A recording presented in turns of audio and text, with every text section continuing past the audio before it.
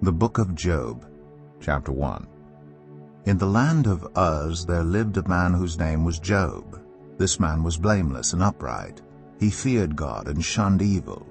He had 7 sons and 3 daughters, and he owned 7,000 sheep, 3,000 camels, 500 yoke of oxen, and 500 donkeys, and had a large number of servants.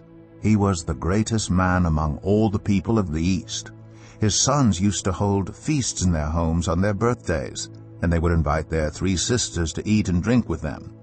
When a period of feasting had run its course, Job would make arrangements for them to be purified. Early in the morning he would sacrifice a burnt offering for each of them, thinking, "Perhaps my children have sinned and cursed God in their hearts." This was Job's regular custom. One day the angels came to present themselves before the Lord, and Satan also came with them. The Lord said to Satan, "Where have you come from?" Satan answered the Lord, "From roaming throughout the earth, going back and forth on it." Then the Lord said to Satan, "Have you considered my servant Job? There is no one on earth like him.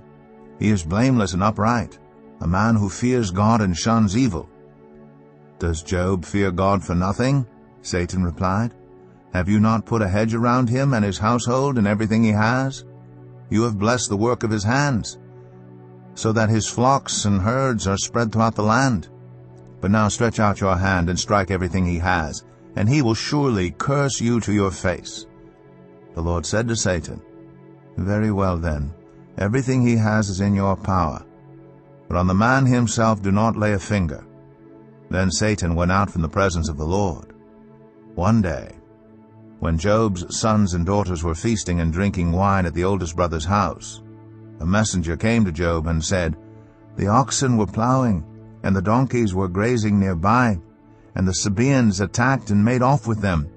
They put the servants to the sword, and I am the only one who has escaped to tell you." While he was still speaking, another messenger came and said, "The fire of God fell from the heavens and burned up the sheep and the servants, and I am the only one who has escaped to tell you."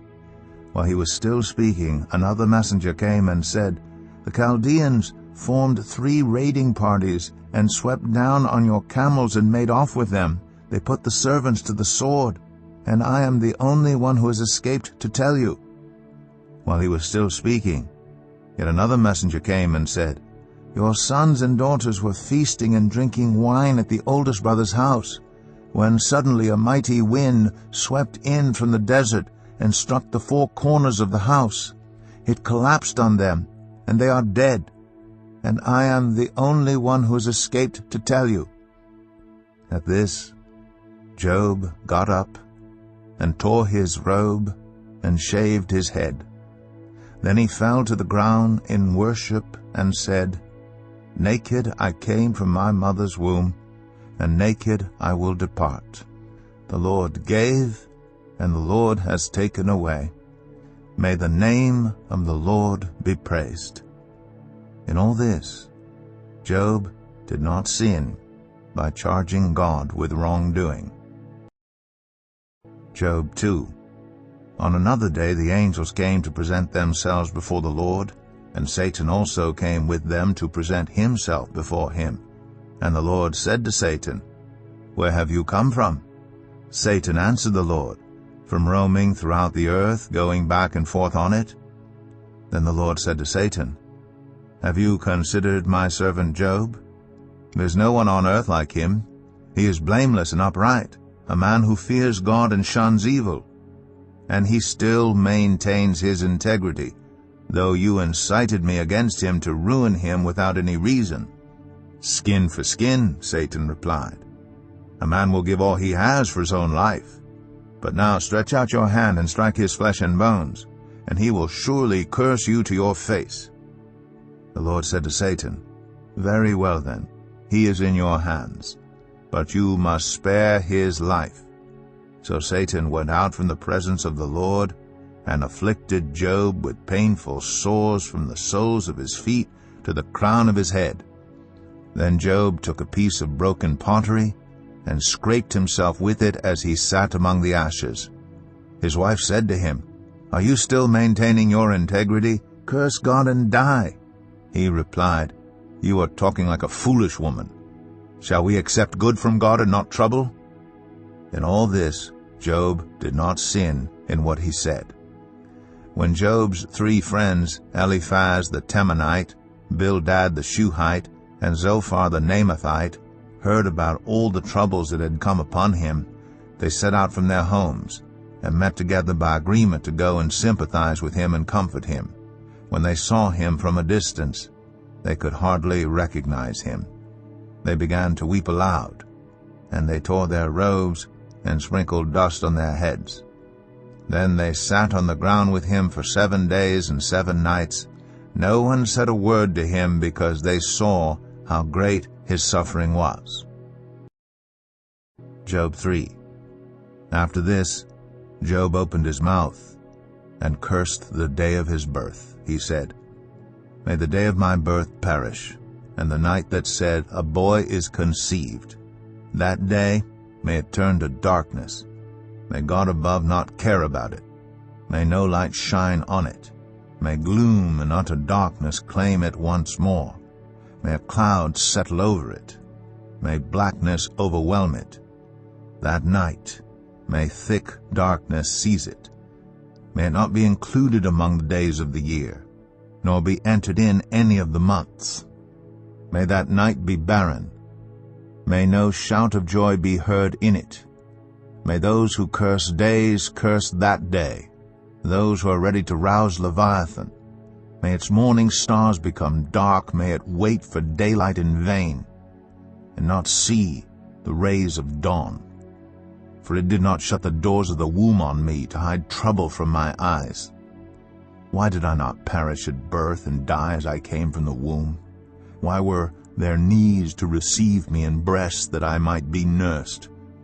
For now I would be lying down in peace. I would be asleep and at rest with kings and rulers of the earth, who built for themselves places now lying in ruins, with princes who had gold, who filled their houses with silver. Or why was I not hidden away in the ground, like a stillborn child, like an infant who never saw the light of day? There the wicked cease from turmoil, and there the weary are at rest. Captives also enjoy their ease. They no longer hear the slave drivers shout. The small and the great are there, and the slaves are freed from their owners. Why is light given to those in misery, and life to the bitter of soul, to those who long for death that does not come, who search for it more than for hidden treasure, who are filled with gladness and rejoice when they reach the grave? Why is life given to a man whose way is hidden, whom God has hedged in? For sighing has become my daily food. My groans pour out like water. What I feared has come upon me. What I dreaded has happened to me. I have no peace, no quietness. I have no rest, but only turmoil." Job 4.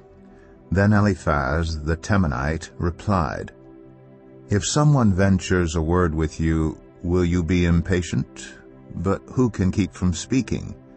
Think how you have instructed many, how you have strengthened feeble hands. Your words have supported those who stumbled. You have strengthened faltering knees. But now trouble comes to you, and you are discouraged. It strikes you, and you are dismayed. Should not your piety be your confidence, and your blameless ways your hope? Consider now, who being innocent has ever perished? Where were the upright ever destroyed? As I have observed, those who plow evil and those who sow trouble reap it. At the breath of God they perish. At the blast of his anger they are no more. The lions may roar and growl, yet the teeth of the great lions are broken. The lion perishes for lack of prey, and the cubs of the lioness are scattered. A word was secretly brought to me. My ears caught a whisper of it. Amid disquieting dreams in the night, when deep sleep falls on people, fear and trembling seized me and made all my bones shake. A spirit glided past my face, and the hair on my body stood on end. It stopped, but I could not tell what it was. A form stood before my eyes, and I heard a hushed voice. Can a mortal be more righteous than God? Can even a strong man be more pure than his Maker? If God places no trust in his servants, if he charges his angels with error, how much more those who live in houses of clay, whose foundations are in the dust, who are crushed more readily than a moth? Between dawn and dusk they are broken to pieces, unnoticed. They perish forever. Are not the cords of their tent pulled up, so that they die without wisdom? Job 5. Call if you will, but who will answer you? To which of the holy ones will you turn? Resentment kills a fool, and envy slays the simple. I myself have seen a fool taking root, but suddenly his house was cursed. His children are far from safety, crushed in court without a defender. The hungry consume his harvest, taking it even from among thorns, and the thirsty pant after his wealth. For hardship does not spring from the soil, nor does trouble sprout from the ground. Yet man is born to trouble as surely as sparks fly upward. But if I were you, I would appeal to God. I would lay my cause before him. He performs wonders that cannot be fathomed, miracles that cannot be counted. He provides rain for the earth. He sends water on the countryside. The lowly he sets on high, and those who mourn are lifted to safety. He thwarts the plans of the crafty, so that their hands achieve no success. He catches the wise in their craftiness, and the schemes of the wily are swept away. Darkness comes upon them in the daytime. At noon they grope as in the night. He saves the needy from the sword in their mouth. He saves them from the clutches of the powerful. So the poor have hope, and injustice shuts its mouth. Blessed is the one whom God corrects. So do not despise the discipline of the Almighty. For he wounds, but he also binds up. He injures, but his hands also heal. From 6 calamities he will rescue you. In 7 no harm will touch you. In famine he will deliver you from death, and in battle from the stroke of the sword. You will be protected from the lash of the tongue, and need not fear when destruction comes. You will laugh at destruction and famine, and need not fear the wild animals. For you will have a covenant with the stones of the field, and the wild animals will be at peace with you. You will know that your tent is secure. You will take stock of your property and find nothing missing.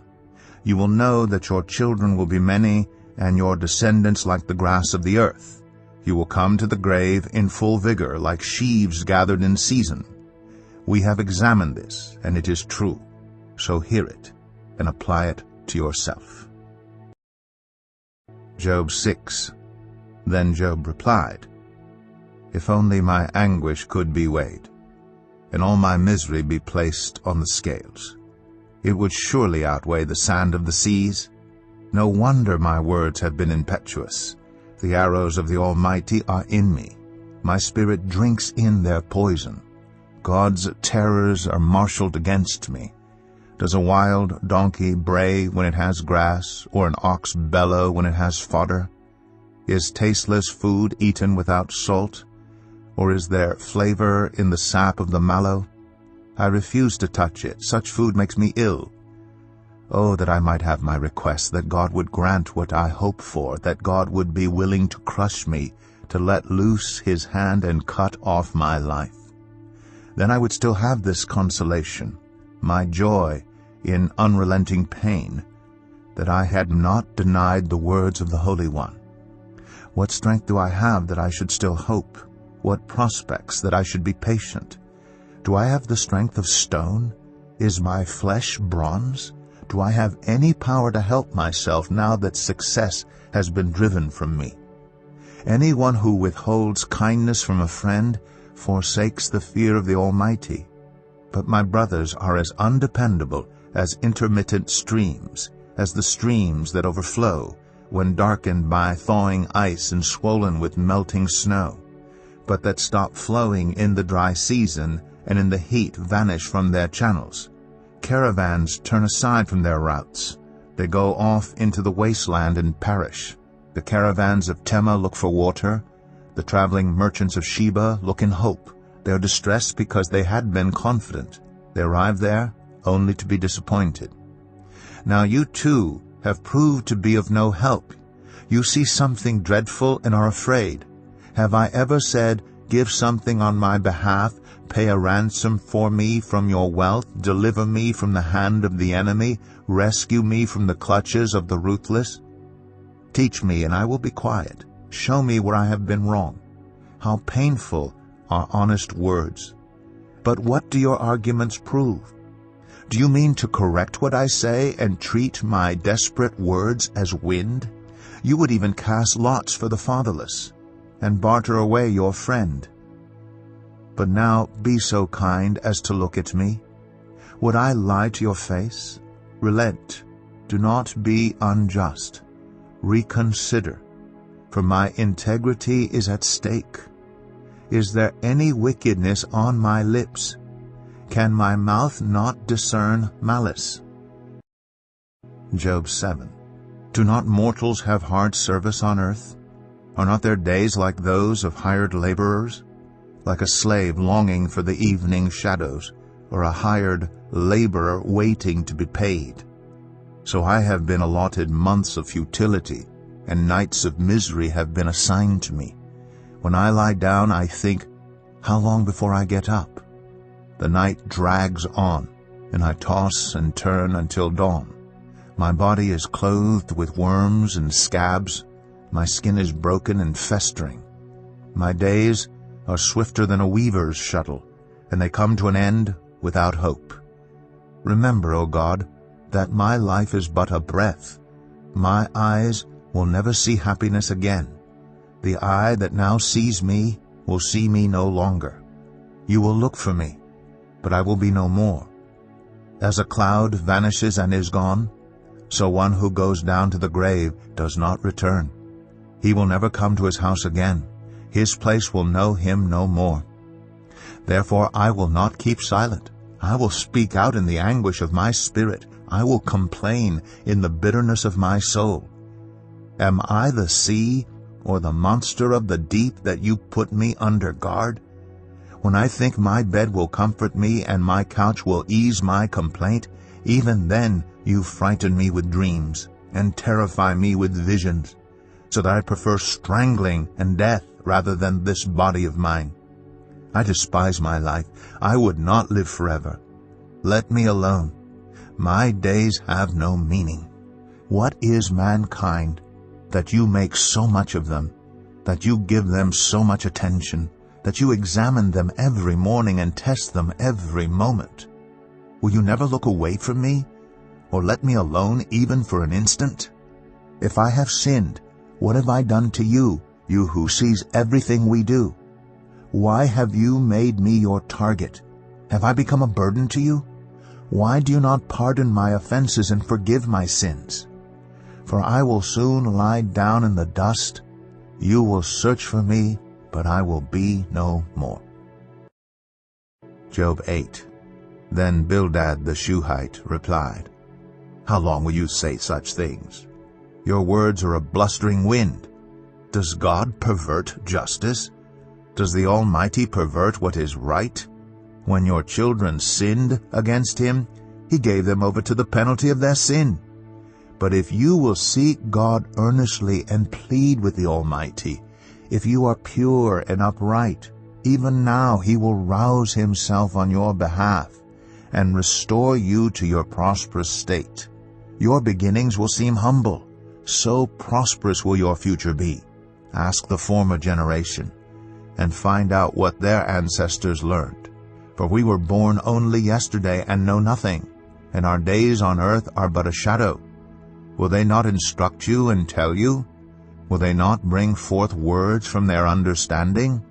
Can papyrus grow tall where there is no marsh? Can reeds thrive without water? While still growing and uncut, they wither more quickly than grass. Such is the destiny of all who forget God. So perishes the hope of the godless. What they trust in is fragile. What they rely on is a spider's web. They lean on the web, but it gives way. They cling to it, but it does not hold. They are like a well-watered plant in the sunshine, spreading its shoots over the garden. It entwines its roots around a pile of rocks and looks for a place among the stones. But when it is torn from its spot, that place disowns it and says, I never saw you. Surely its life withers away, and from the soil other plants grow. Surely God does not reject one who is blameless or strengthen the hands of evildoers. He will yet fill your mouth with laughter and your lips with shouts of joy. Your enemies will be clothed in shame, and the tents of the wicked will be no more.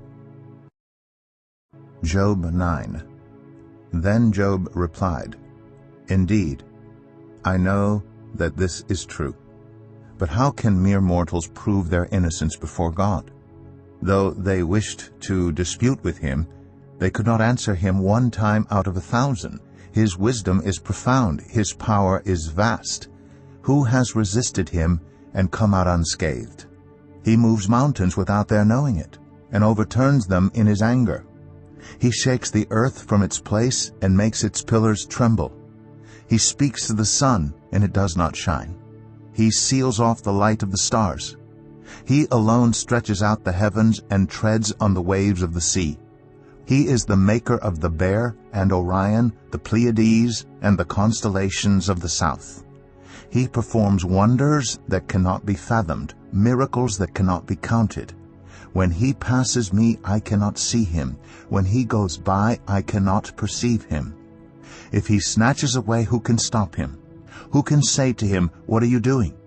God does not restrain his anger. Even the cohorts of Rahab cowered at his feet. How then can I dispute with him? How can I find words to argue with him? Though I were innocent, I could not answer him. I could only plead with my judge for mercy. Even if I summoned him and he responded, I do not believe he would give me a hearing. He would crush me with a storm and multiply my wounds for no reason. He would not let me catch my breath, but would overwhelm me with misery. If it is a matter of strength, he is mighty. And if it is a matter of justice, who can challenge him? Even if I were innocent, my mouth would condemn me. If I were blameless, it would pronounce me guilty. Although I am blameless, I have no concern for myself. I despise my own life. It is all the same. That is why I say he destroys both the blameless and the wicked. When a scourge brings sudden death, he mocks the despair of the innocent. When a land falls into the hands of the wicked, he blindfolds its judges. If it is not he, then who is it? My days are swifter than a runner. They fly away without a glimpse of joy. They skim past like boats of papyrus, like eagles swooping down on their prey. If I say, I will forget my complaint, I will change my expression and smile, I still dread all my sufferings, for I know you will not hold me innocent. Since I am already found guilty, why should I struggle in vain? Even if I washed myself with soap and my hands with cleansing powder, you would plunge me into a slime pit, so that even my clothes would detest me. He is not a mere mortal like me, that I might answer him, that we might confront each other in court. If only there was someone to mediate between us, someone to bring us together, someone to remove God's rod from me, so that his terror would frighten me no more. Then I would speak up without fear of him, but as it now stands with me, I cannot. Job 10. I loathe my very life. Therefore I will give free rein to my complaint and speak out in the bitterness of my soul. I say to God, do not declare me guilty, but tell me what charges you have against me. Does it please you to oppress me, to spurn the work of your hands, while you smile on the plans of the wicked? Do you have eyes of flesh? Do you see as a mortal sees? Are your days like those of a mortal, or your years like those of a strong man? That you must search out my faults and probe after my sin, though you know that I am not guilty and that no one can rescue me from your hand? Your hands shaped me and made me. Will you now turn and destroy me? Remember that you molded me like clay. Will you now turn me to dust again? Did you not pour me out like milk and curdle me like cheese, clothe me with skin and flesh and knit me together with bones and sinews? You gave me life and showed me kindness, and in your providence watched over my spirit. But this is what you concealed in your heart, and I know that this was in your mind. If I sinned, you would be watching me, and would not let my offense go unpunished. If I am guilty, woe to me. Even if I am innocent, I cannot lift my head, for I am full of shame and drowned in my affliction. If I hold my head high, you stalk me like a lion, and again display your awesome power against me. You bring new witnesses against me, and increase your anger toward me. Your forces come against me, wave upon wave. Why then did you bring me out of the womb? I wish I had died before any eye saw me. If only I had never come into being, or had been carried straight from the womb to the grave. Are not my few days almost over? Turn away from me so I can have a moment's joy before I go to the place of no return, to the land of gloom and utter darkness, to the land of deepest night, of utter darkness and disorder, where even the light is like darkness. Job 11. Then Zophar the Naamathite replied, Are all these words to go unanswered? Is this talker to be vindicated? Will your idle talk reduce others to silence? Will no one rebuke you when you mock? You say to God, My beliefs are flawless, and I am pure in your sight. Oh, how I wish that God would speak, that he would open his lips against you and disclose to you the secrets of wisdom, for true wisdom has two sides. Know this, God has even forgotten some of your sin. Can you fathom the mysteries of God? Can you probe the limits of the Almighty? They are higher than the heavens above. What can you do? They are deeper than the depths below. What can you know? Their measure is longer than the earth and wider than the sea. If he comes along and confines you in prison and convenes a court, who can oppose him? Surely he recognizes deceivers, and when he sees evil, does he not take note? But the witless can no more become wise than a wild donkey's colt can be born human. Yet if you devote your heart to him and stretch out your hands to him, if you put away the sin that is in your hand and allow no evil to dwell in your tent, then, free of fault, you will lift up your face. You will stand firm and without fear.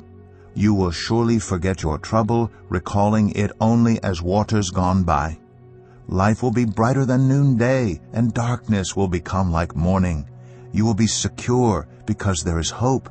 You will look about you and take your rest in safety. You will lie down with no one to make you afraid, and many will court your favor. But the eyes of the wicked will fail, and escape will elude them. Their hope will become a dying gasp. Job 12. Then Job replied, Doubtless, you are the only people who matter, and wisdom will die with you. But I have a mind as well as you. I am not inferior to you. Who does not know all these things? I have become a laughingstock to my friends. Though I called on God and he answered, a mere laughingstock, though righteous and blameless. Those who are at ease have contempt for misfortune, as the fate of those whose feet are slipping. The tents of marauders are undisturbed, and those who provoke God are secure. Those God has in his hand. But ask the animals, and they will teach you, or the birds in the sky, and they will tell you, or speak to the earth, and it will teach you, or let the fish in the sea inform you. Which of all these does not know that the hand of the Lord has done this? In his hand is the life of every creature, and the breath of all mankind. Does not the ear test words as the tongue tastes food? Is not wisdom found among the aged? Does not long life bring understanding? To God belong wisdom and power, counsel and understanding are his. What he tears down cannot be rebuilt. Those he imprisons cannot be released. If he holds back the waters, there is drought. If he lets them loose, they devastate the land. To him belong strength and insight. Both deceived and deceiver are his. He leads rulers away stripped and makes fools of judges. He takes off the shackles put on by kings, and ties a loincloth around their waist. He leads priests away stripped and overthrows officials long established. He silences the lips of trusted advisers and takes away the discernment of elders. He pours contempt on nobles and disarms the mighty. He reveals the deep things of darkness and brings utter darkness into the light. He makes nations great and destroys them. He enlarges nations and disperses them. He deprives the leaders of the earth of their reason. He makes them wander in a trackless waste. They grope in darkness with no light. He makes them stagger like drunkards. Job 13. My eyes have seen all this. My ears have heard and understood it. What you know, I also know. I am not inferior to you. But I desire to speak to the Almighty and to argue my case with God. You, however, smear me with lies. You are worthless physicians, all of you. If only you would be altogether silent. For you, that would be wisdom. Hear now my argument. Listen to the pleas of my lips.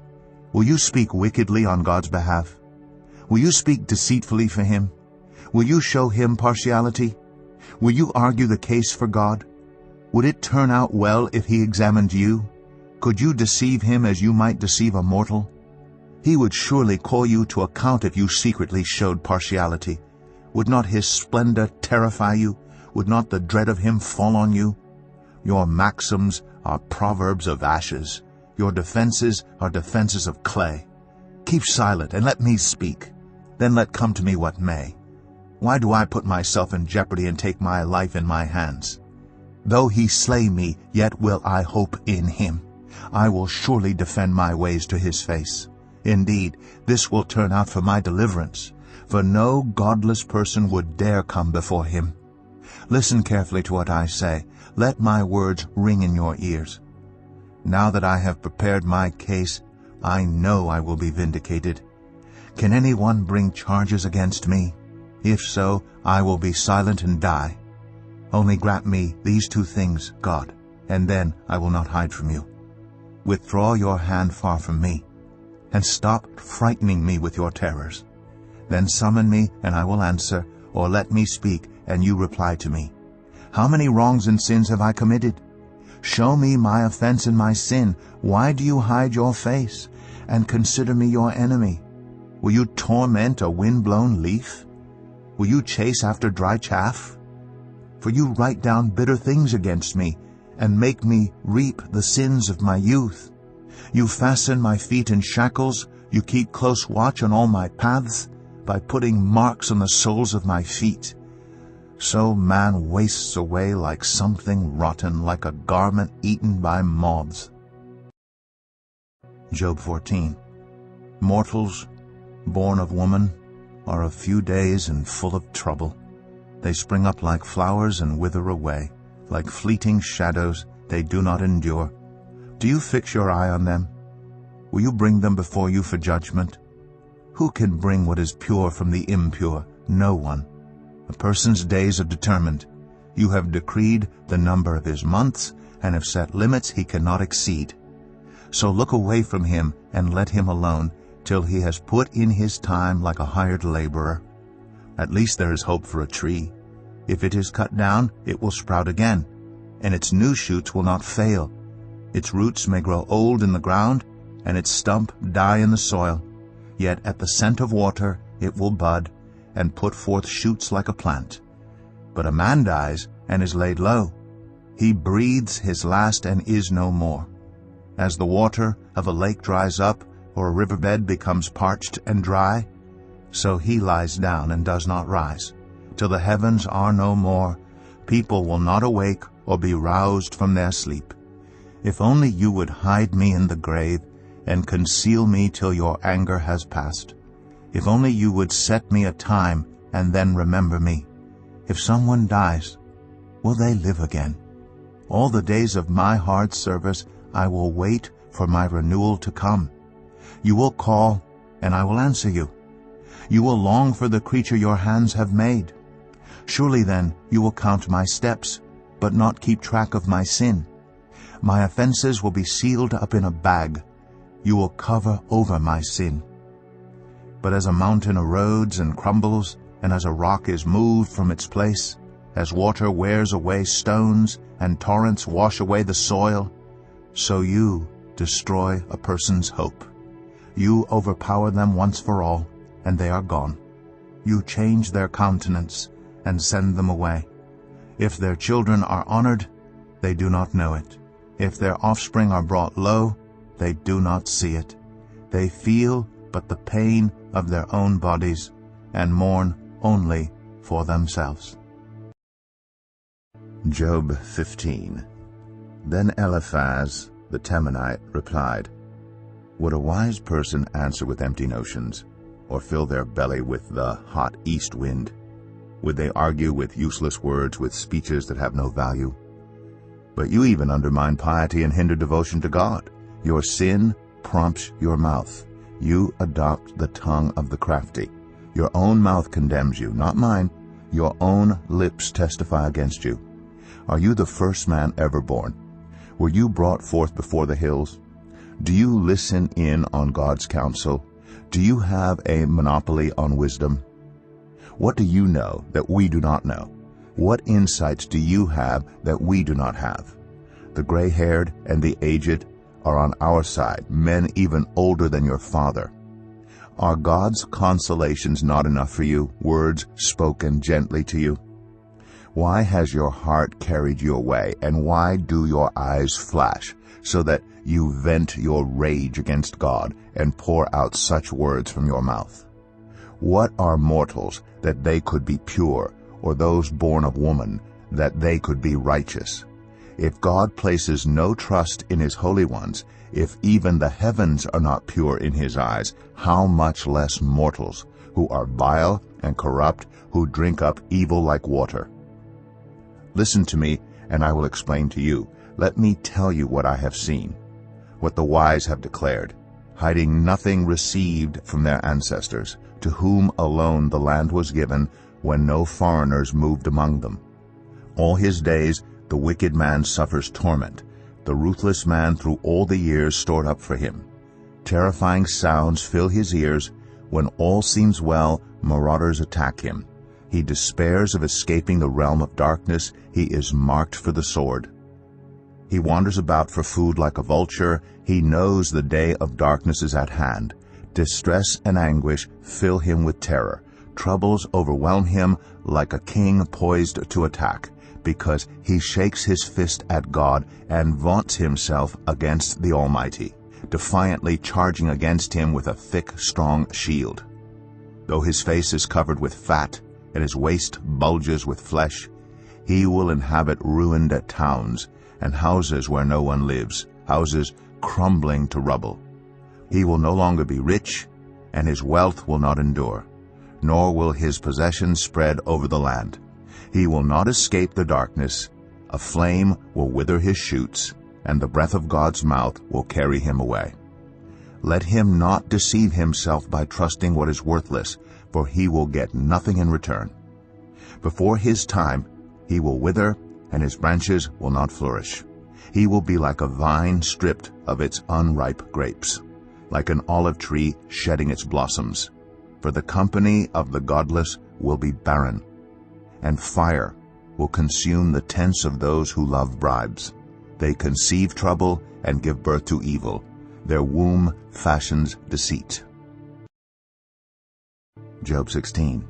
Then Job replied, I have heard many things like these. You are miserable comforters, all of you. Will your long-winded speeches never end? What ails you that you keep on arguing? I also could speak like you, if you were in my place. I could make fine speeches against you and shake my head at you. But my mouth would encourage you. Comfort from my lips would bring you relief. Yet if I speak, my pain is not relieved, and if I refrain, it does not go away. Surely, God, you have worn me out. You have devastated my entire household. You have shriveled me up, and it has become a witness. My gauntness rises up and testifies against me. God assails me and tears me in his anger, and gnashes his teeth at me. My opponent fastens on me his piercing eyes. People open their mouths to jeer at me. They strike my cheek in scorn and unite together against me. God has turned me over to the ungodly and thrown me into the clutches of the wicked. All was well with me, but he shattered me. He seized me by the neck and crushed me. He has made me his target. His archers surround me. Without pity, he pierces my kidneys and spills my gall on the ground. Again and again he bursts upon me. He rushes at me like a warrior. I have sewed sackcloth over my skin and buried my brow in the dust. My face is red with weeping. Dark shadows ring my eyes. Yet my hands have been free of violence, and my prayer is pure. Earth, do not cover my blood. May my cry never be laid to rest. Even now my witness is in heaven. My advocate is on high. My intercessor is my friend, as my eyes pour out tears to God. On behalf of a man, he pleads with God, as one pleads for a friend. Only a few years will pass before I take the path of no return. Job 17. My spirit is broken. My days are cut short. The grave awaits me. Surely mockers surround me. My eyes must dwell on their hostility.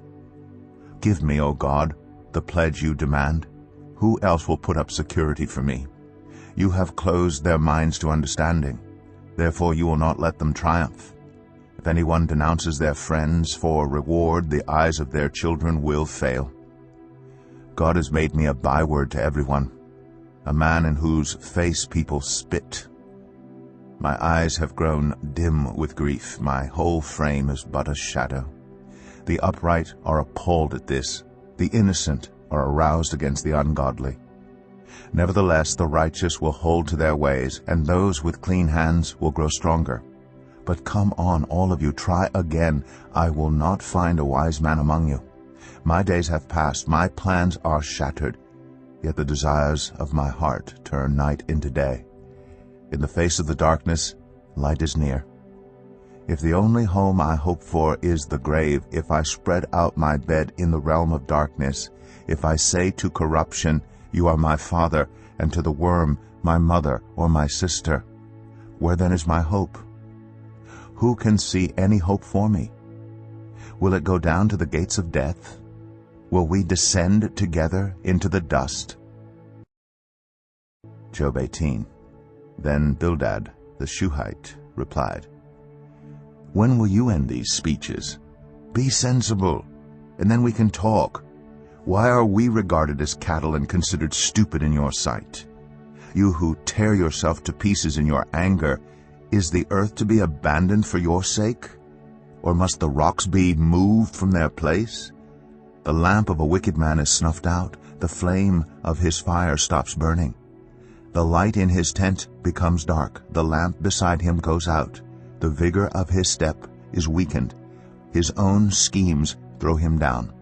His feet thrust him into a net. He wanders into its mesh. A trap seizes him by the heel.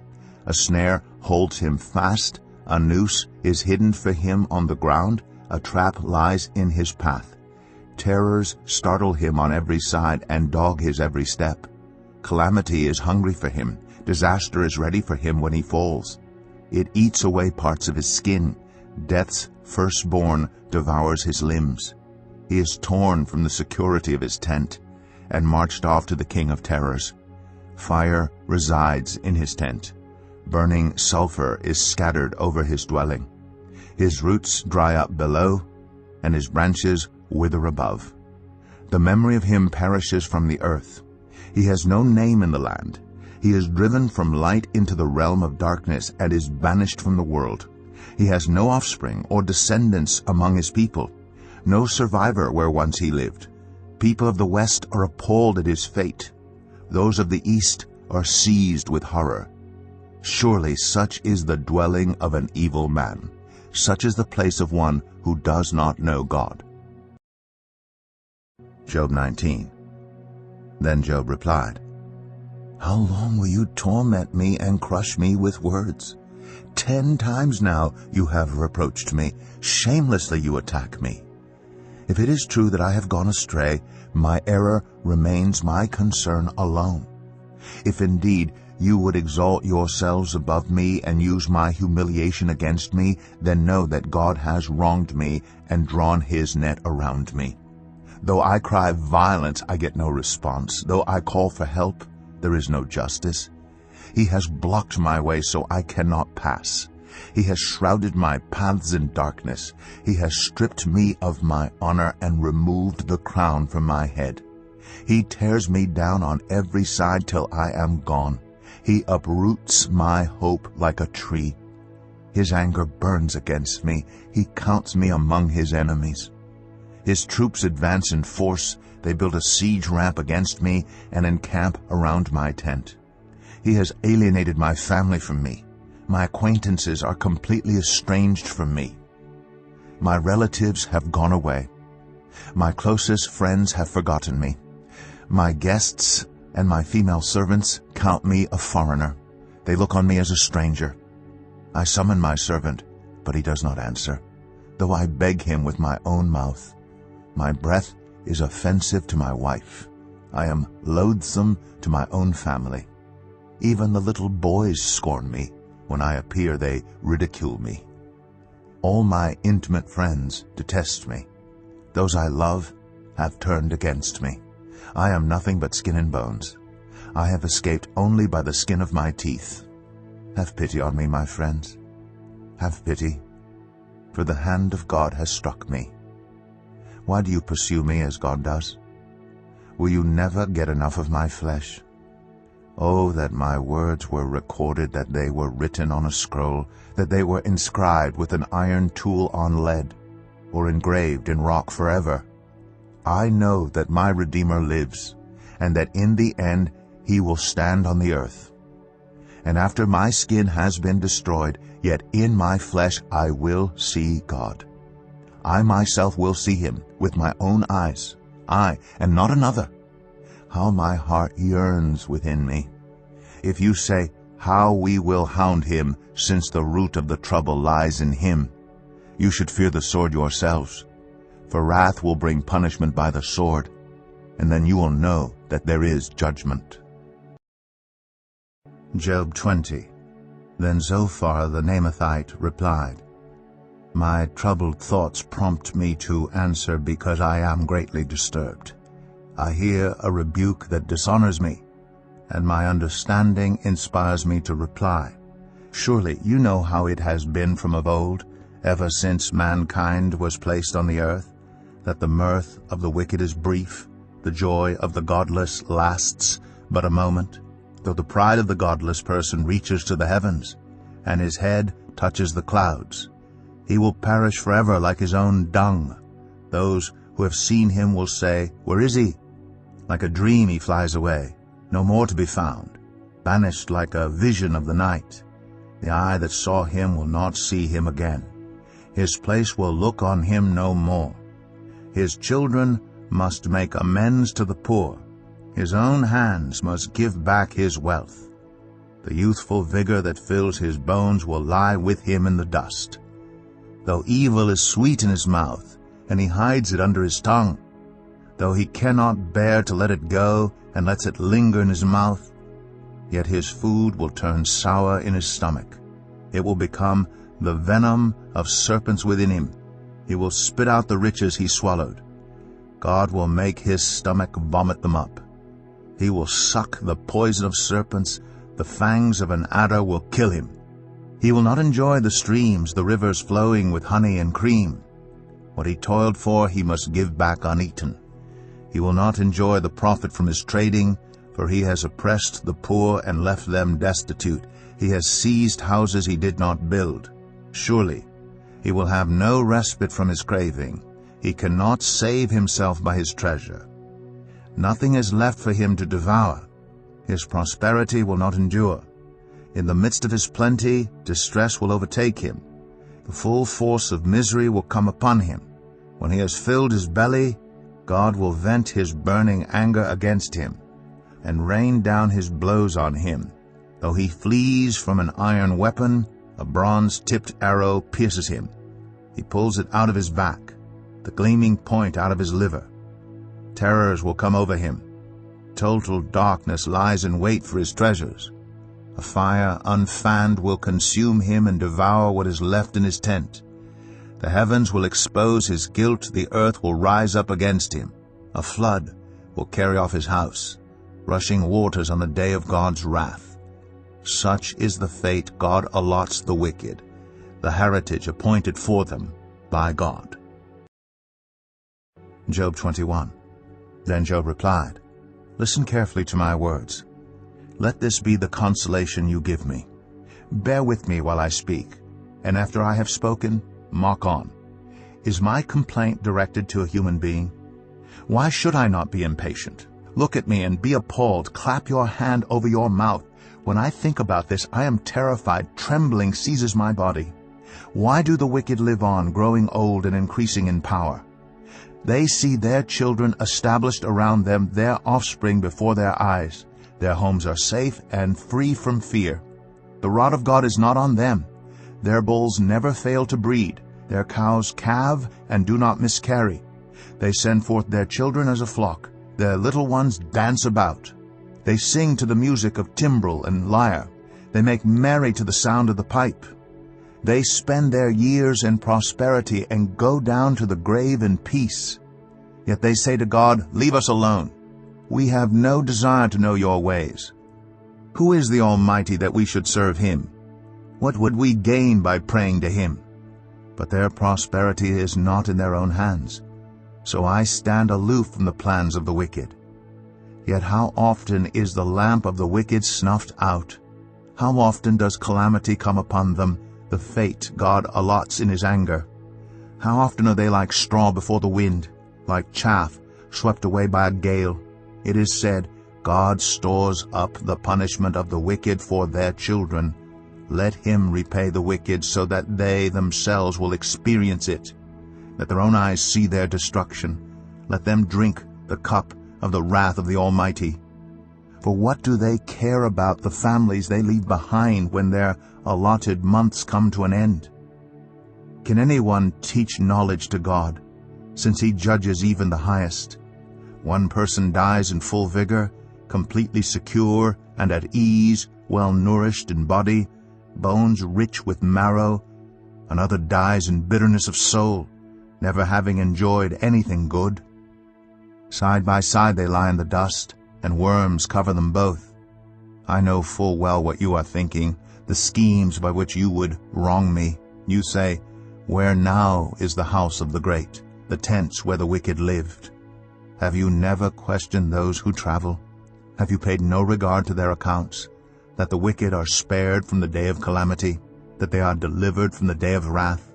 Who denounces their conduct to their face? Who repays them for what they have done? They are carried to the grave, and watch is kept over their tombs. The soil in the valley is sweet to them. Everyone follows after them, and a countless throng goes before them. So how can you console me with your nonsense? Nothing is left of your answers but falsehood. Job 22. Then Eliphaz the Temanite replied, Can a man be of benefit to God? Can even a wise person benefit him? What pleasure would it give the Almighty if you were righteous? What would he gain if your ways were blameless? Is it for your piety that he rebukes you and brings charges against you? Is not your wickedness great? Are not your sins endless? You demanded security from your relatives for no reason. You stripped people of their clothing, leaving them naked. You gave no water to the weary, and you withheld food from the hungry, though you were a powerful man owning land, an honored man living on it. And you sent widows away empty-handed, and broke the strength of the fatherless. That is why snares are all around you, why sudden peril terrifies you, why it is so dark you cannot see, and why a flood of water covers you. Is not God in the heights of heaven? And see how lofty are the highest stars. Yet you say, What does God know? Does he judge through such darkness? Thick clouds veil him, so he does not see us, as he goes about in the vaulted heavens. Will you keep to the old path that the wicked have trod? They were carried off before their time. Their foundations washed away by a flood. They said to God, "Leave us alone. What can the Almighty do to us?" Yet it was He who filled their houses with good things. So I stand aloof from the plans of the wicked. The righteous see their ruin and rejoice. The innocent mock them, saying, "Surely our foes are destroyed, and fire devours their wealth." Submit to God and be at peace with Him. In this way prosperity will come to you. Accept instruction from His mouth, and lay up His words in your heart. If you return to the Almighty, you will be restored. If you remove wickedness far from your tent and assign your nuggets to the dust, your gold of Ophir to the rocks in the ravines, then the Almighty will be your gold, the choicest silver for you. Surely then you will find delight in the Almighty, and will lift up your face to God. You will pray to Him, and He will hear you, and you will fulfill your vows. What you decide on will be done, and light will shine on your ways. When people are brought low, and you say, "Lift them up," then He will save the downcast. He will deliver even one who is not innocent, who will be delivered through the cleanness of your hands. Job 23. Then Job replied, "Even today my complaint is bitter. His hand is heavy in spite of my groaning. If only I knew where to find Him, if only I could go to His dwelling, I would state my case before Him and fill my mouth with arguments. I would find out what He would answer me and consider what He would say to me. Would He vigorously oppose me? No, He would not press charges against me. There the upright can establish their innocence before Him, and there I would be delivered forever from my judge. But if I go to the east, He is not there. If I go to the west, I do not find Him. When He is at work in the north, I do not see Him. When He turns to the south, I catch no glimpse of Him. But He knows the way that I take. When He has tested me, I will come forth as gold. My feet have closely followed His steps.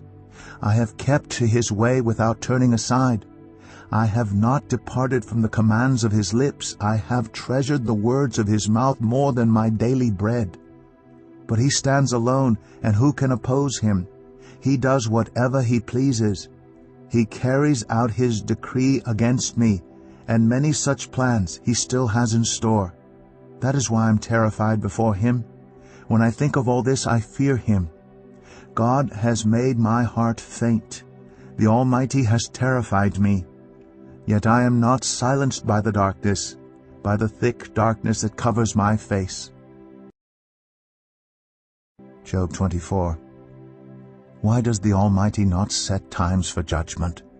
Why must those who know Him look in vain for such days?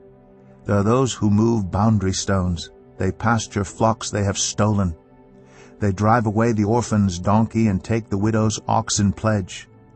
They thrust the needy from the path and force all the poor of the land into hiding. Like wild donkeys in the desert, the poor go about their labor of foraging food. The wasteland provides food for their children. They gather fodder in the fields and glean in the vineyards of the wicked. Lacking clothes, they spend the night naked.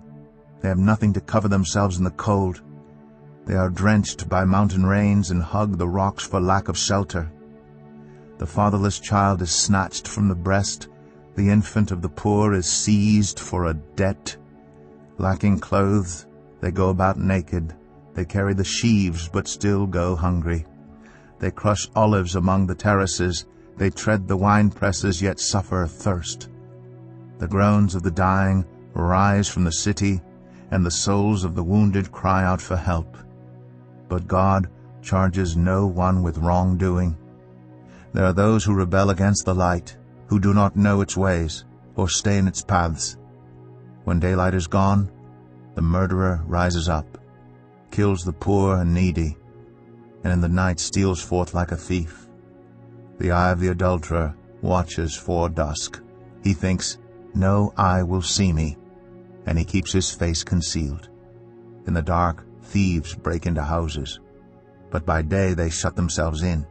They want nothing to do with the light. For all of them midnight is their morning. They make friends with the terrors of darkness. Yet they are foam on the surface of the water. Their portion of the land is cursed, so that no one goes to the vineyards. As heat and drought snatch away the melted snow, so the grave snatches away those who have sinned. The womb forgets them, the worm feasts on them. The wicked are no longer remembered, but are broken like a tree. They prey on the barren and childless woman, and to the widow they show no kindness. But God drags away the mighty by his power. Though they become established, they have no assurance of life. He may let them rest in a feeling of security, but his eyes are on their ways. For a little while they are exalted, and then they are gone. They are brought low and gathered up like all others. They are cut off like heads of grain. If this is not so, who can prove me false and reduce my words to nothing? Job 25. Then Bildad the Shuhite replied, Dominion and awe belong to God. He establishes order in the heights of heaven. Can his forces be numbered? On whom does his light not rise? How then can a mortal be righteous before God? How can one born of woman be pure? If even the moon is not bright and the stars are not pure in his eyes, how much less a mortal who is but a maggot, a human being who is only a worm? Job 26. Then Job replied, How you have helped the powerless, how you have saved the arm that is feeble. What advice you have offered to one without wisdom, and what great insight you have displayed. Who has helped you utter these words, and whose spirit spoke from your mouth? The dead are in deep anguish, those beneath the waters and all that live in them. The realm of the dead is naked before God. Destruction lies uncovered. He spreads out the northern skies over empty space. He suspends the earth over nothing. He wraps up the waters in his clouds, yet the clouds do not burst under their weight.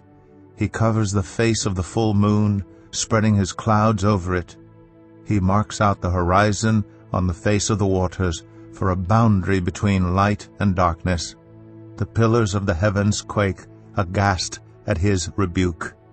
By his power he turned up the sea. By his wisdom he cut Rahab to pieces. By his breath the skies became fair. His hand pierced the gliding serpent. And these are but the outer fringe of his works. How faint the whisper we hear of him! Who then can understand the thunder of his power?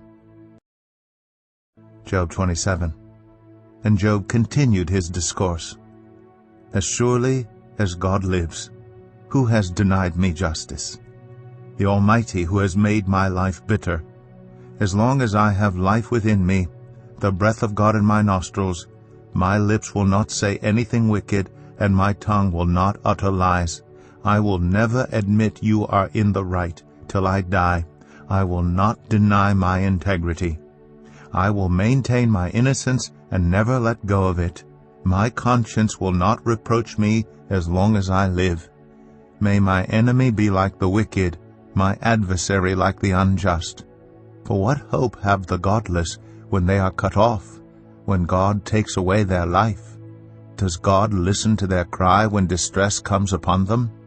Will they find delight in the Almighty? Will they call on God at all times?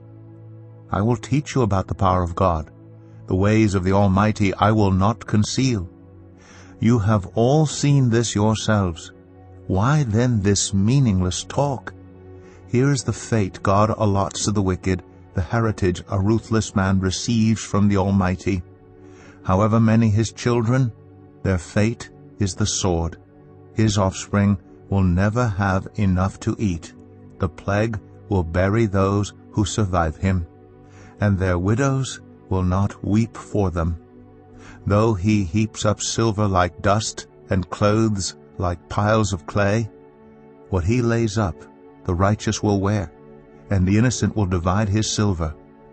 The house he builds is like a moth's cocoon, like a hut made by a watchman. He lies down wealthy, but will do so no more. When he opens his eyes, all is gone. Terrors overtake him like a flood. A tempest snatches him away in the night. The east wind carries him off, and he is gone. It sweeps him out of his place. It hurls itself against him without mercy, as he flees headlong from its power. It claps its hands in derision and hisses him out of his place. Job 28. There is a mine for silver, and a place where gold is refined. Iron is taken from the earth, and copper is smelted from ore.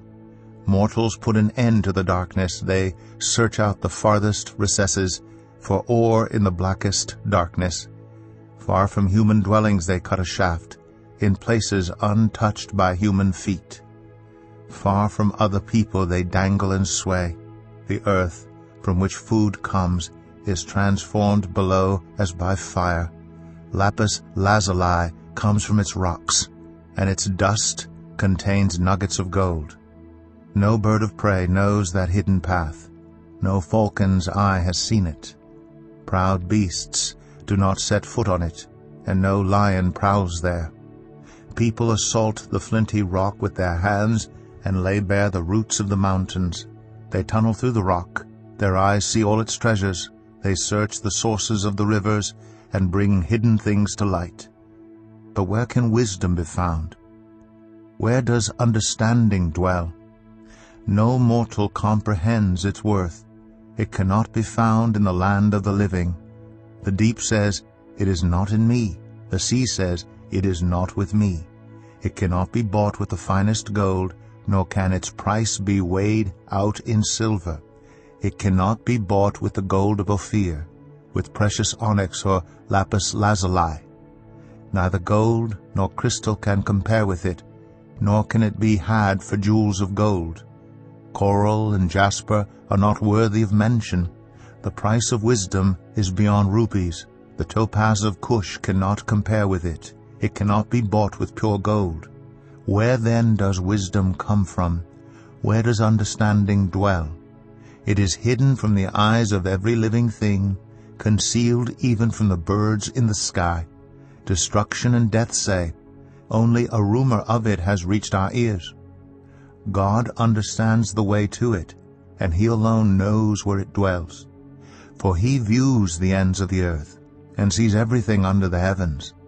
When he established the force of the wind, and measured out the waters, when he made a decree for the rain and a path for the thunderstorm, then he looked at wisdom and appraised it, he confirmed it and tested it, and he said to the human race, "The fear of the Lord, that is wisdom, and to shun evil is understanding." Job 29. Job continued his discourse. How I long for the months gone by, for the days when God watched over me, when his lamp shone on my head, and by his light I walked through darkness. Oh, for the days when I was in my prime, when God's intimate friendship blessed my house, when the Almighty was still with me, and my children were around me, when my path was drenched with cream, and the rock poured out for me streams of olive oil. When I went to the gate of the city and took my seat in the public square, the young men saw me and stepped aside, and the old men rose to their feet. The chief men refrained from speaking and covered their mouths with their hands. The voices of the nobles were hushed, and their tongues stuck to the roof of their mouths. Whoever heard me spoke well of me, and those who saw me commended me, because I rescued the poor who cried for help, and the fatherless who had none to assist them. The one who was dying blessed me. I made the widow's heart sing. I put on righteousness as my clothing. Justice was my robe and my turban. I was eyes to the blind and feet to the lame. I was a father to the needy. I took up the case of the stranger. I broke the fangs of the wicked and snatched the victims from their teeth. I thought, I will die in my own house, my days as numerous as the grains of sand. My roots will reach to the water, and the dew will lie all night on my branches. My glory will not fade. The bow will be ever new in my hand. People listened to me expectantly, waiting in silence for my counsel. After I had spoken, they spoke no more. My words fell gently on their ears.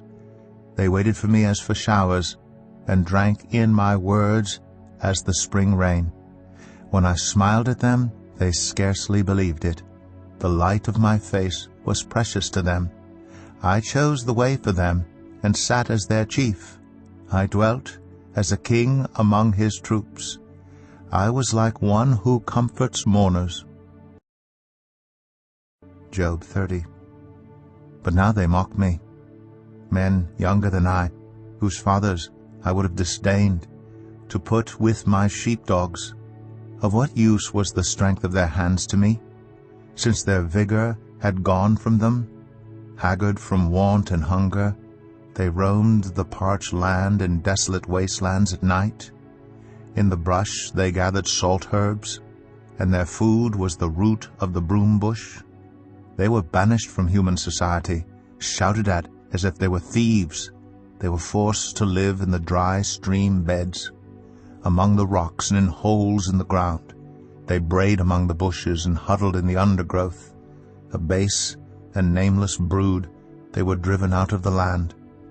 And now those young men mock me in song. I have become a byword among them. They detest me and keep their distance. They do not hesitate to spit in my face. Now that God has unstrung my bow and afflicted me, they throw off restraint in my presence. On my right the tribe attacks. They lay snares for my feet. They build their siege ramps against me. They break up my road. They succeed in destroying me. No one can help him, they say. They advance as though a gaping breach. Amid the ruins they come rolling in. Terrors overwhelm me. My dignity is driven away as by the wind. My safety vanishes like a cloud. And now my life ebbs away. Days of suffering grip me. Night pierces my bones. My gnawing pains never rest. In his great power, God becomes like clothing to me. He binds me like the neck of my garment. He throws me into the mud, and I am reduced to dust and ashes. I cry out to you, God, but you do not answer. I stand up, but you merely look at me. You turn on me ruthlessly. With the might of your hand you attack me. You snatch me up and drive me before the wind. You toss me about in the storm. I know you will bring me down to death, to the place appointed for all the living. Surely no one lays a hand on a broken man when he cries for help in his distress. Have I not wept for those in trouble? Has not my soul grieved for the poor? Yet when I hoped for good, evil came. When I looked for light, then came darkness. The churning inside me never stops.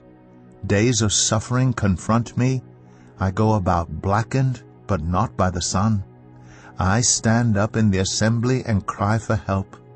I have become a brother of jackals, a companion of owls. My skin grows black and peels.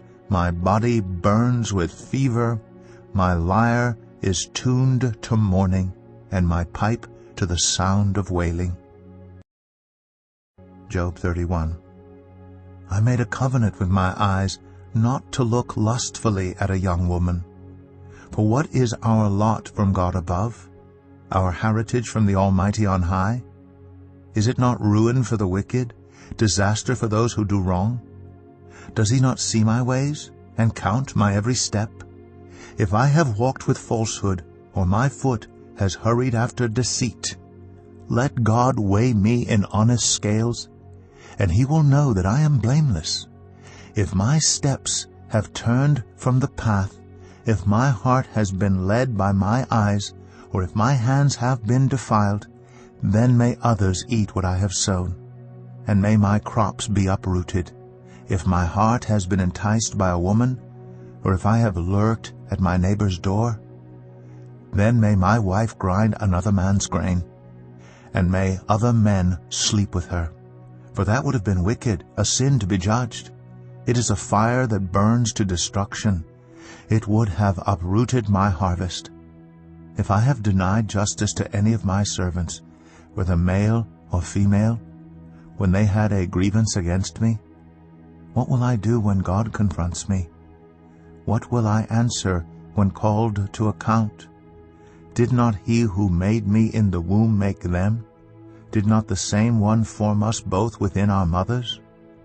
If I have denied the desires of the poor, or let the eyes of the widow grow weary, if I have kept my bread to myself, not sharing it with the fatherless, but from my youth I reared them as a father would, and from my birth I guided the widow.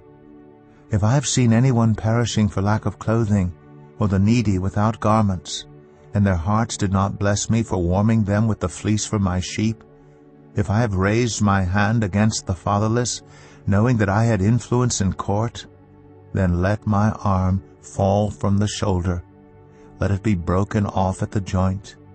For I dreaded destruction from God, and for fear of his splendor I could not do such things. If I have put my trust in gold, or said to pure gold, you are my security. If I have rejoiced over my great wealth, the fortune my hands had gained, if I have regarded the sun in its radiance, or the moon moving in splendor, so that my heart was secretly enticed, and my hand offered them a kiss of homage, then these also would be sins to be judged, for I would have been unfaithful to God on high. If I have rejoiced at my enemy's misfortune, or gloated over the trouble that came to him, I have not allowed my mouth to sin by invoking a curse against their life. If those of my household have never said, who has not been filled with Job's meat? But no stranger had to spend the night in the street, for my door was always open to the traveler. If I have concealed my sin as people do by hiding my guilt in my heart, because I so feared the crowd and so dreaded the contempt of the clans that I kept silent and would not go outside, oh, that I had someone to hear me. I sign now my defense. Let the Almighty answer me. Let my accuser put his indictment in writing. Surely I would wear it on my shoulder. I would put it on like a crown. I would give him an account of my every step. I would present it to him as to a ruler. If my land cries out against me, and all its furrows are wet with tears, if I have devoured its yield without payment, or broken the spirit of its tenants, then let briars come up instead of wheat, and stink weed instead of barley. The words of Job are ended. Job 32. So these three men stopped answering Job because he was righteous in his own eyes. But Elihu, son of Barachel the Buzite, of the family of Ram, became very angry with Job for justifying himself rather than God. He was also angry with the three friends because they had found no way to refute Job, and yet had condemned him. Now Elihu had waited before speaking to Job because they were older than he. But when he saw that the three men had nothing more to say, his anger was aroused. So Elihu, son of Barachel the Buzite, said, I am young in years, and you are old. That is why I was fearful, not daring to tell you what I know. I thought, age should speak, advanced years should teach wisdom. But it is the Spirit in a person, the breath of the Almighty, that gives them understanding. It is not only the old who are wise, not only the aged who understand what is right. Therefore I say, listen to me. I too will tell you what I know. I waited while you spoke. I listened to your reasoning. While you were searching for words, I gave you my full attention. But not one of you has proved Job wrong. None of you has answered his arguments. Do not say, we have found wisdom. Let God, not a man, refute him. But Job has not marshaled his words against me, and I will not answer him with your arguments.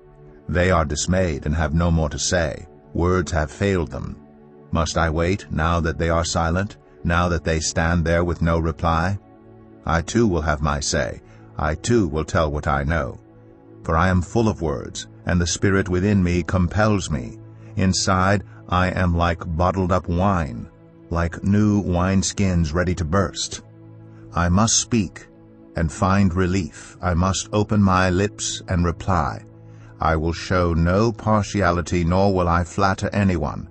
For if I were skilled in flattery, my Maker would soon take me away. Job 33. But now, Job, listen to my words. Pay attention to everything I say.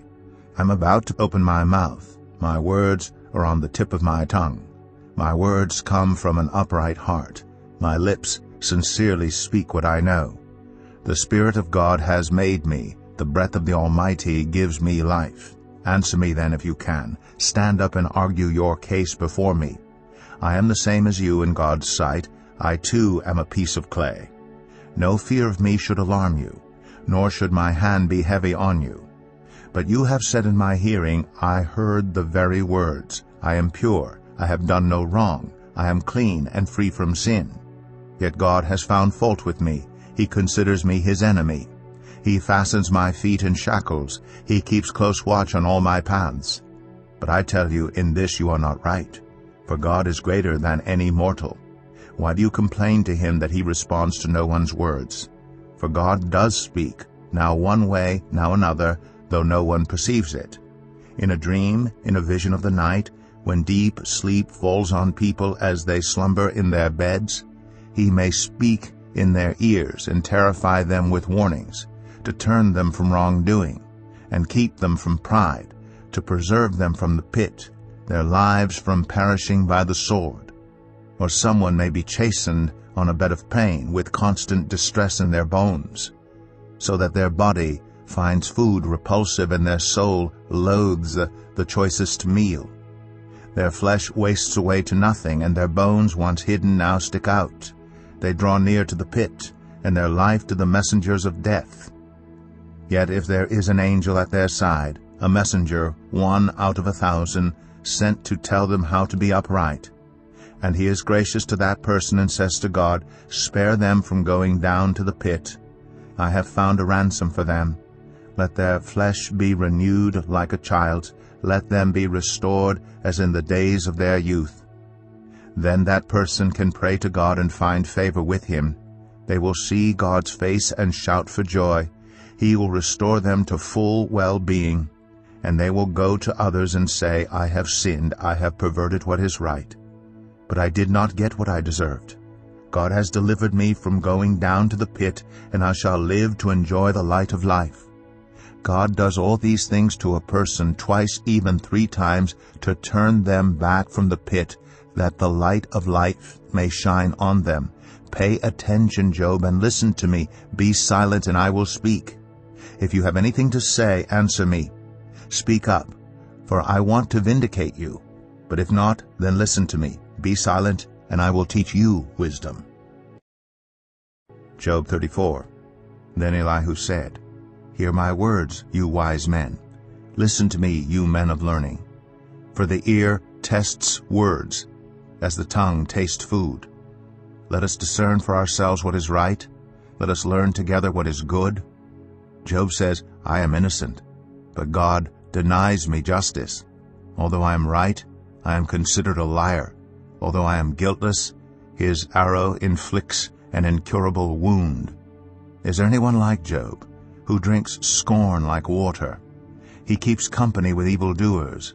He associates with the wicked.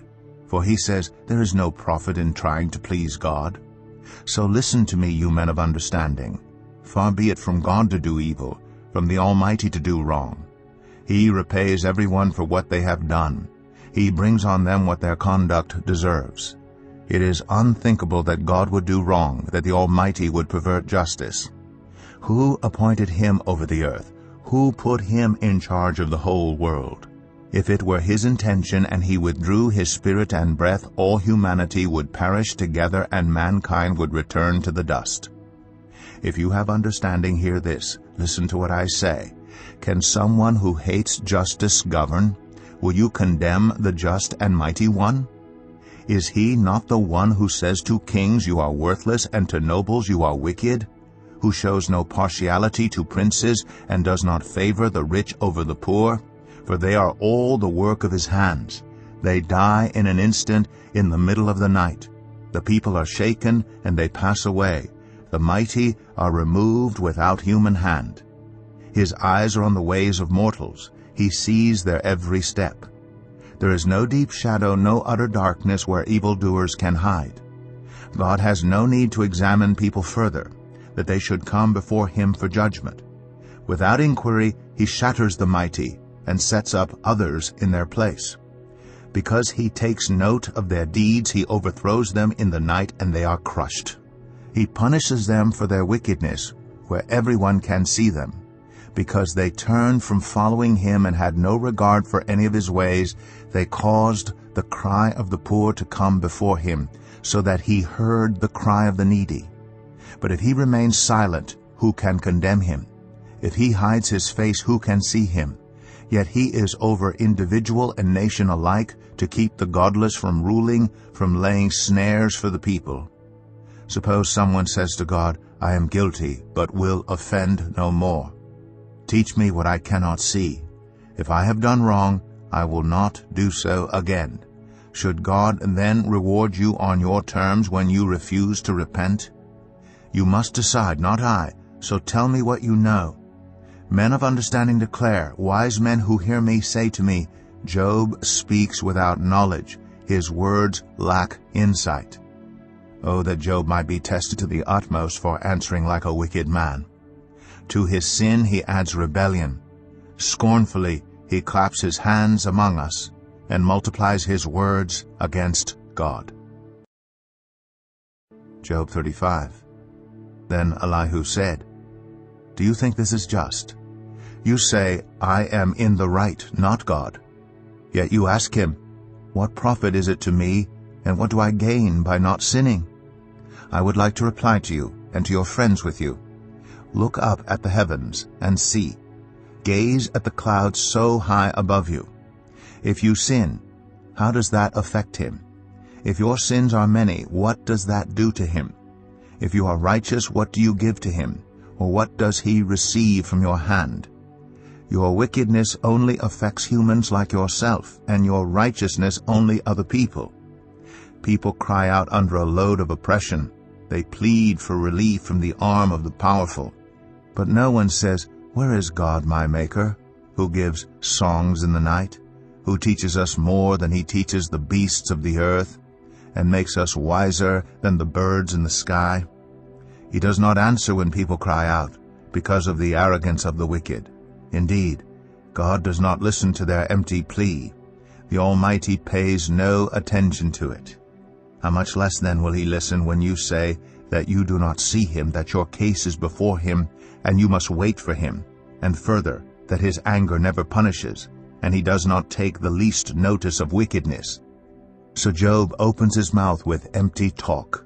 Without knowledge, he multiplies words.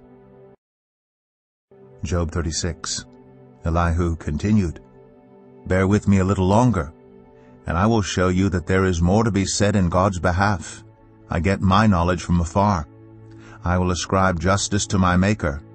Be assured that my words are not false. One who has perfect knowledge is with you.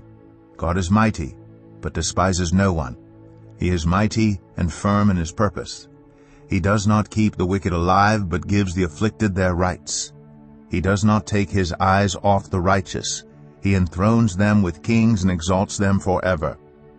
But if people are bound in chains, held fast by cords of affliction, he tells them what they have done, that they have sinned arrogantly. He makes them listen to correction and commands them to repent of their evil. If they obey and serve him, they will spend the rest of their days in prosperity and their years in contentment. But if they do not listen, they will perish by the sword and die without knowledge. The godless in heart harbor resentment. Even when he fetters them, they do not cry for help. They die in their youth, among male prostitutes of the shrines. But those who suffer he delivers in their suffering. He speaks to them in their affliction. He is wooing you from the jaws of distress to a spacious place free from restriction, to the comfort of your table laden with choice food. But now you are laden with the judgment due the wicked. Judgment and justice have taken hold of you. Be careful that no one entices you by riches. Do not let a large bribe turn you aside. Would your wealth or even all your mighty efforts sustain you so you would not be in distress? Do not long for the night, to drag people away from their homes. Beware of turning to evil, which you seem to prefer to affliction. God is exalted in his power. Who is a teacher like him? Who has prescribed his ways for him, or said to him, "You have done wrong"? Remember to extol his work, which people have praised in song. All humanity has seen it. Mortals gaze on it from afar. How great is God, beyond our understanding. The number of his years is past finding out. He draws up the drops of water, which distill as rain to the streams. The clouds pour down their moisture, and abundant showers fall on mankind. Who can understand how he spreads out the clouds, how he thunders from his pavilion? See how he scatters his lightning about him, bathing the depths of the sea. This is the way he governs the nations and provides food in abundance. He fills his hands with lightning and commands it to strike its mark. His thunder announces the coming storm. Even the cattle make known its approach. Job 37. At this my heart pounds and leaps from its place. Listen. Listen to the roar of his voice, to the rumbling that comes from his mouth. He unleashes his lightning beneath the whole heaven and sends it to the ends of the earth. After that comes the sound of his roar. He thunders with his majestic voice. When his voice resounds, he holds nothing back. God's voice thunders in marvelous ways. He does great things beyond our understanding. He says to the snow, "Fall on the earth," and to the rain shower, "Be a mighty downpour," so that everyone he has made may know his work. He stops all people from their labor. The animals take cover. They remain in their dens. The tempest comes out from its chamber, the cold from the driving winds. The breath of God produces ice, and the broad waters become frozen. He loads the clouds with moisture. He scatters his lightning through them. At his direction they swirl around over the face of the whole earth, to do whatever he commands them. He brings the clouds to punish people, or to water his earth and show his love. Listen to this, Job. Stop and consider God's wonders. Do you know how God controls the clouds and makes his lightning flash? Do you know how the clouds hang poised, those wonders of him who has perfect knowledge? You who swelter in your clothes when the land lies hushed under the south wind, can you join him in spreading out the skies hard as a mirror of cast bronze? Tell us what we should say to him. We cannot draw up our case because of our darkness. Should he be told that I want to speak? Would anyone ask to be swallowed up? Now no one can look at the sun, bright as it is in the skies after the wind has swept them clean. Out of the north he comes in golden splendor. God comes in awesome majesty. The Almighty is beyond our reach and exalted in power, in his justice and great righteousness. He does not oppress. Therefore people revere him, for does he not have regard for all the wise in heart? Job 38. Then the Lord spoke to Job out of the storm. He said, Who is this that obscures my plans with words without knowledge? Brace yourself like a man. I will question you, and you shall answer me. Where were you when I laid the earth's foundation? Tell me if you understand. Who marked off its dimensions? Surely you know. Who stretched a measuring line across it? On what were its footings set? Or who laid its cornerstone while the morning stars sang together, and all the angels shouted for joy? Who shut up the sea behind doors when it burst forth from the womb? when I made the clouds its garment and wrapped it in thick darkness, when I fixed limits for it and set its doors and bars in place, when I said, "This far you may come and no farther. Here is where your proud waves halt." Have you ever given orders to the morning, or shown the dawn its place, that it might take the earth by the edges and shake the wicked out of it? The earth takes shape like clay under a seal. Its features stand out like those of a garment. The wicked are denied their light, and their upraised arm is broken. Have you journeyed to the springs of the sea, or walked in the recesses of the deep? Have the gates of death been shown to you? Have you seen the gates of the deepest darkness? Have you comprehended the vast expanses of the earth? Tell me if you know all this. What is the way to the abode of light? And where does darkness reside? Can you take them to their places? Do you know the paths to their dwellings? Surely you know, for you were already born. You have lived so many years. Have you entered the storehouses of the snow, or seen the storehouses of the hail, which I reserve for times of trouble, for days of war and battle? What is the way to the place where the lightning is dispersed, or the place where the east winds are scattered over the earth? Who cuts a channel for the torrents of rain, and a path for the thunderstorm, to water a land where no one lives, an uninhabited desert, to satisfy a desolate wasteland and make it sprout with grass? Does the rain have a father? Who fathers the drops of dew? From whose womb comes the ice, who gives birth to the frost from the heavens?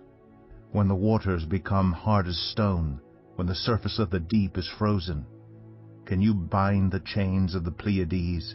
Can you loosen Orion's belt? Can you bring forth the constellations in their seasons, or lead out the bear with its cubs? Do you know the laws of the heavens? Can you set up God's dominion over the earth? Can you raise your voice to the clouds and cover yourself with a flood of water? Do you send the lightning bolts on their way? Do they report to you, "Here we are"? Who gives the ibis wisdom, or gives the rooster understanding? Who has the wisdom to count the clouds? Who can tip over the water jars of the heavens, when the dust becomes hard and the clods of earth stick together? Do you hunt the prey for the lioness, and satisfy the hunger of the lions, when they crouch in their dens or lie in wait in a thicket? Who provides food for the raven when its young cry out to God and wander about for lack of food? Job 39. Do you know when the mountain goats give birth? Do you watch when the doe bears her fawn? Do you count the months till they bear? Do you know the time they give birth? They crouch down and bring forth their young. Their labor pains are ended. Their young thrive and grow strong in the wilds. They leave and do not return. Who let the wild donkey go free? Who untied its ropes? I gave it the wasteland as its home, the salt flats as its habitat. It laughs at the commotion in the town. It does not hear a driver's shout. It ranges the hills for its pasture, and searches for any green thing. Will the wild ox consent to serve you? Will it stay by your manger at night? Can you hold it to the furrow with a harness? Will it till the valleys behind you? Will you rely on it for its great strength? Will you leave your heavy work to it? Can you trust it to haul in your grain and bring it to your threshing floor? The wings of the ostrich flap joyfully, though they cannot compare with the wings and feathers of the stork.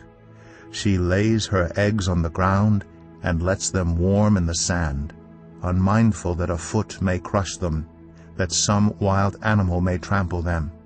She treats her young harshly as if they were not hers. She cares not that her labor was in vain. For God did not endow her with wisdom, or give her a share of good sense. Yet when she spreads her feathers to run, she laughs at horse and rider. Do you give the horse its strength, or clothe its neck with a flowing mane? Do you make it leap like a locust, striking terror with its proud snorting? It paws fiercely, rejoicing in its strength, and charges into the fray. It laughs at fear, afraid of nothing. It does not shy away from the sword. The quiver rattles against its side, along with the flashing spear and lance. In frenzied excitement it eats up the ground. It cannot stand still when the trumpet sounds. At the blast of the trumpet it snorts, aha! It catches the scent of battle from afar, the shout of commanders and the battle cry. Does the hawk take flight by your wisdom and spread its wings toward the south? Does the eagle soar at your command and build its nest on high? It dwells on a cliff and stays there at night. A rocky crag is its stronghold. From there it looks for food. Its eyes detect it from afar. Its young ones feast on blood, and where the slain are, there it is. Job 40. The Lord said to Job, Will the one who contends with the Almighty correct him? Let him who accuses God answer him. Then Job answered the Lord, I am unworthy. How can I reply to you? I put my hand over my mouth.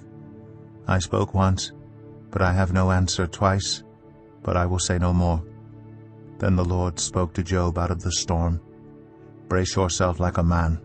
I will question you, and you shall answer me. Would you discredit my justice? Would you condemn me to justify yourself? Do you have an arm like God's, and can your voice thunder like His? Then adorn yourself with glory and splendor, and clothe yourself in honor and majesty. Unleash the fury of your wrath. Look at all who are proud and bring them low. Look at all who are proud and humble them. Crush the wicked where they stand. Bury them all in the dust together. Shroud their faces in the grave. Then I myself will admit to you that your own right hand can save you. Look at Behemoth, which I made along with you, and which feeds on grass like an ox. What strength it has in its loins, what power in the muscles of its belly.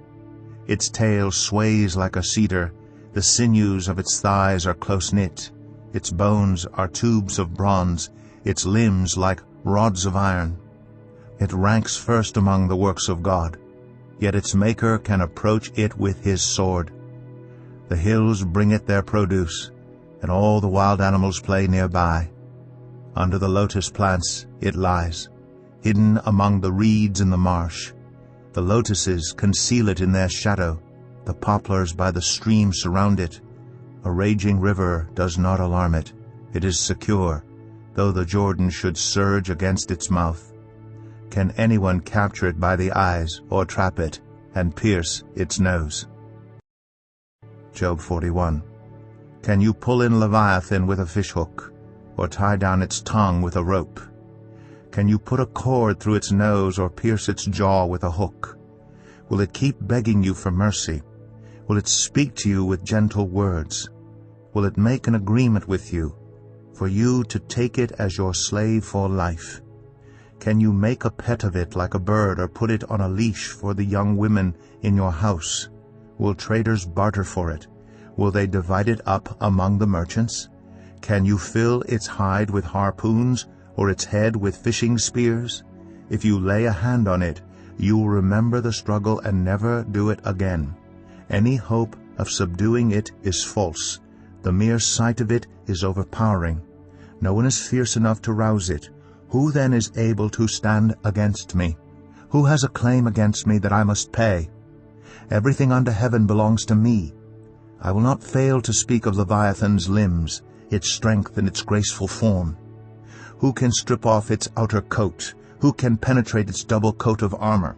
Who dares open the doors of its mouth, ringed about with fearsome teeth?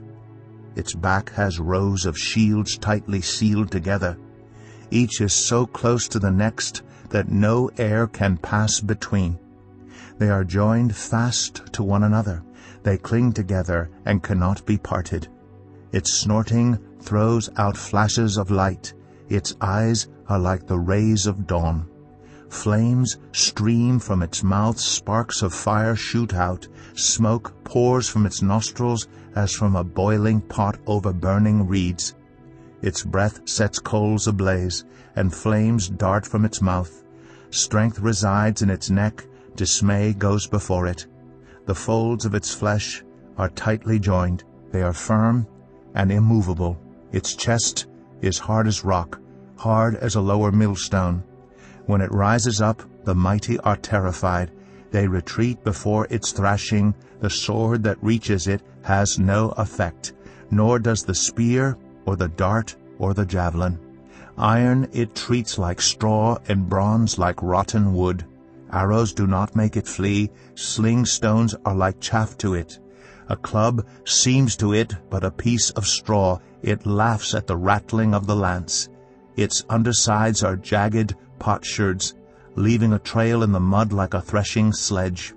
It makes the depths churn like a boiling cauldron, and stirs up the sea like a pot of ointment. It leaves a glistening wake behind it. One would think the deep had white hair. Nothing on earth is its equal, a creature without fear. It looks down on all that are haughty. It is king over all that are proud. Job 42.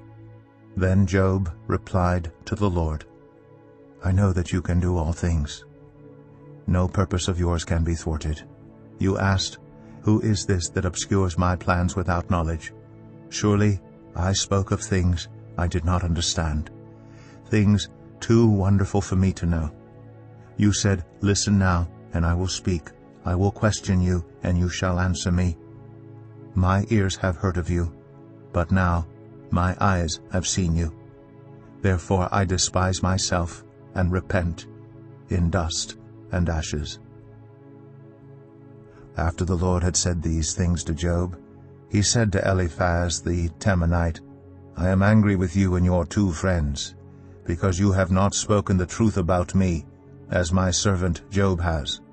So now take 7 bulls and 7 rams, and go to my servant Job, and sacrifice a burnt offering for yourselves.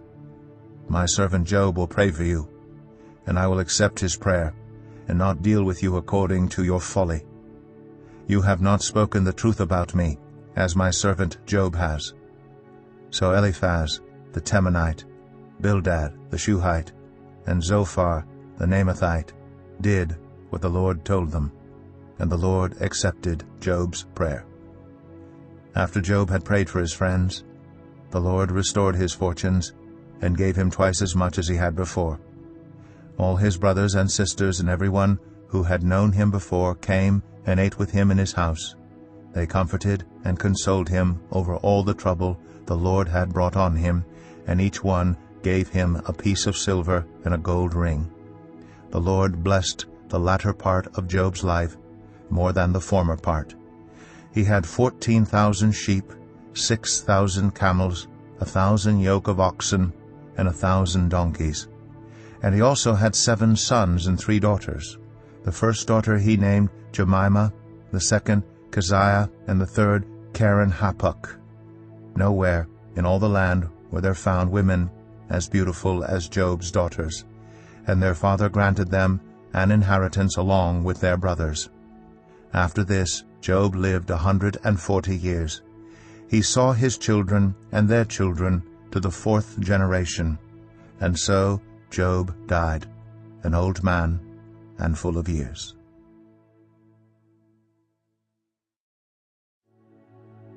The Book of Psalms, Book 1, Psalms 1 through 41. Psalm 1. Blessed is the one who does not walk in step with the wicked, or stand in the way that sinners take, or sit in the company of mockers, but whose delight is in the law of the Lord, and who meditates on his law day and night. That person is like a tree planted by streams of water, which yields its fruit in season, and whose leaf does not wither. Whatever they do prospers. Not so the wicked. They are like chaff that the wind blows away. Therefore the wicked will not stand in the judgment, nor sinners in the assembly of the righteous. For the Lord watches over the way of the righteous, but the way of the wicked leads to destruction. Psalm 2. Why do the nations conspire, and the peoples plot in vain? The kings of the earth rise up, and the rulers band together against the Lord and against his anointed, saying, Let us break their chains, and throw off their shackles. The one enthroned in heaven laughs. The Lord scoffs at them. He rebukes them in his anger, and terrifies them in his wrath, saying, I have installed my king on Zion, my holy mountain. I will proclaim the Lord's decree. He said to me, You are my son. Today I have become your father. Ask me, and I will make the nations your inheritance, the ends of the earth your possession. You will break them with a rod of iron. You will dash them to pieces like pottery. Therefore, you kings, be wise, be warned, you rulers of the earth. Serve the Lord with fear, and celebrate his rule with trembling. Kiss his son, or he will be angry, and your way will lead to your destruction, for his wrath can flare up in a moment. Blessed are all who take refuge in him. Psalm 3, a psalm of David, when he fled from his son Absalom. Lord, how many are my foes? How many rise up against me? Many are saying of me, God will not deliver him. But you, Lord, are a shield around me, my glory, the one who lifts my head high. I call out to the Lord, and he answers me from his holy mountain. I lie down and sleep. I wake again because the Lord sustains me. I will not fear though tens of thousands assail me on every side. Arise, Lord, deliver me, my God. Strike all my enemies on the jaw. Break the teeth of the wicked. From the Lord comes deliverance. May your blessing be on your people. Psalm 4. For the director of music, with stringed instruments, a psalm of David. Answer me when I call to you, my righteous God. Give me relief from my distress. Have mercy on me and hear my prayer. How long will you people turn my glory into shame? How long will you love delusions and seek false gods? Know that the Lord has set apart his faithful servant for himself. The Lord hears when I call to him. Tremble and do not sin. When you are on your bed, search your hearts and be silent. Offer the sacrifices of the righteous and trust in the Lord. Many, Lord, are asking, who will bring us prosperity? Let the light of your face shine on us. Fill my heart with joy when their grain and new wine abound. In peace I will lie down and sleep. For you alone, Lord, make me dwell in safety. Psalm 5. For the director of music, for pipes, a psalm of David. Listen to my words, Lord. Consider my lament. Hear my cry for help, my King and my God, for to you I pray. In the morning, Lord, you hear my voice. In the morning I lay my requests before you and wait expectantly. For you are not a God who is pleased with wickedness. With you, evil people are not welcome. The arrogant cannot stand in your presence. You hate all who do wrong. You destroy those who tell lies. The bloodthirsty and deceitful you, Lord, detest. But I, by your great love, can come into your house. In reverence I bow down toward your holy temple. Lead me, Lord, in your righteousness. Because of my enemies, make your way straight before me. Not a word from their mouth can be trusted. Their heart is filled with malice. Their throat is an open grave. With their tongues they tell lies. Declare them guilty, O God. Let their intrigues be their downfall. Banish them for their many sins, for they have rebelled against you. But let all who take refuge in you be glad. Let them ever sing for joy. Spread your protection over them, that those who